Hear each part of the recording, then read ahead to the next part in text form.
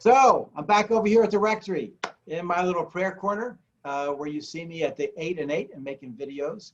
And today I'm really happy to be able to introduce to you, if you haven't already met her, the Reverend Rev Adessa, who is a deacon who's now going to come on staff here at Trinity Church. So Denise, welcome. Thank you so much for inviting me to be with you. I wish we could be in the church in person, meeting face to face, shaking hands, but Zoom is the next best things. Yeah, so we used to pray for the return of Jesus. Now we just pray to be able to meet in person so we can be there when he does return.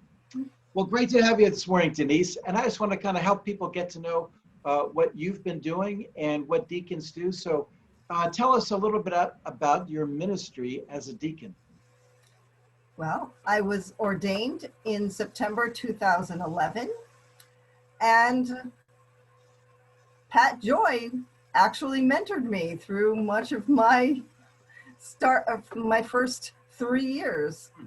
For the past 6 years, I worked at Grace Church in Windsor with Father Chip Elliott, and we spent a good deal of time looking for the needs in the community, and we found that there was a greater need than we ever expected with food insecurity. So we developed and built a food pantry in the basement or the lower parish hall of the church.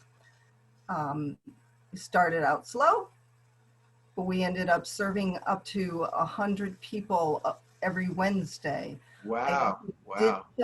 I also did some personal work with child trafficking through workshops and just trying to make people in the community more aware of the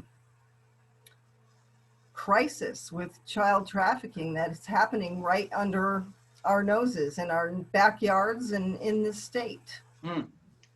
Fascinating stuff. I mean, we hardly ever talk about that around here, but probably a lot of stuff going on just in our area, even Hartford.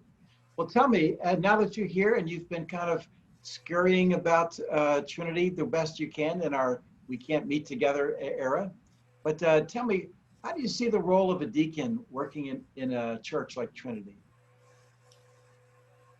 Well, as probably many of you are aware, the deacon's role is in the community, bringing the needs of the church to the community and the needs of the community to the church. And what I hope to be able to do is find a need that is more local.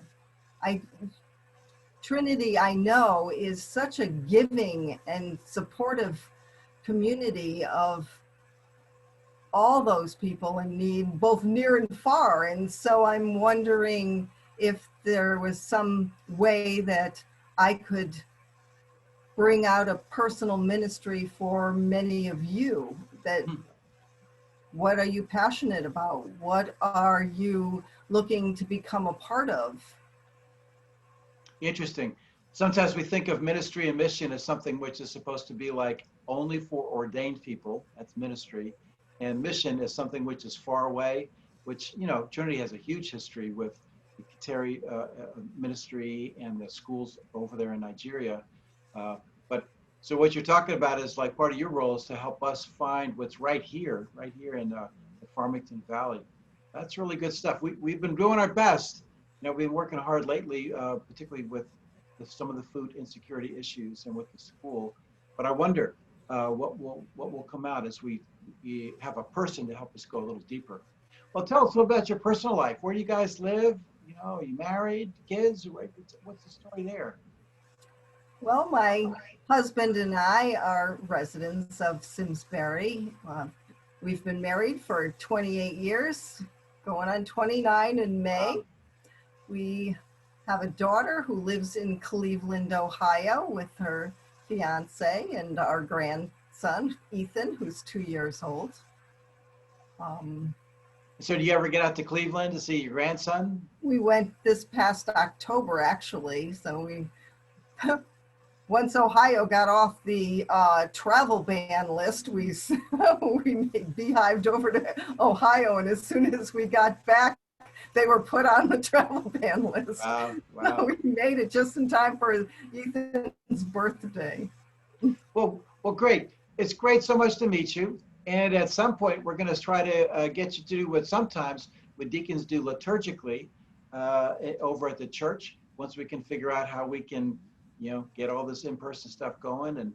But great to meet you now. And so we look forward to getting more connected and getting you more connected to our community, so that we can see you can help us find where is Jesus calling us to serve in our own community. So that's it from here, and from me and Deacon Denise. And as for me, I got to go put that white owl back on and keep going with the service. So we'll talk to you in a few minutes.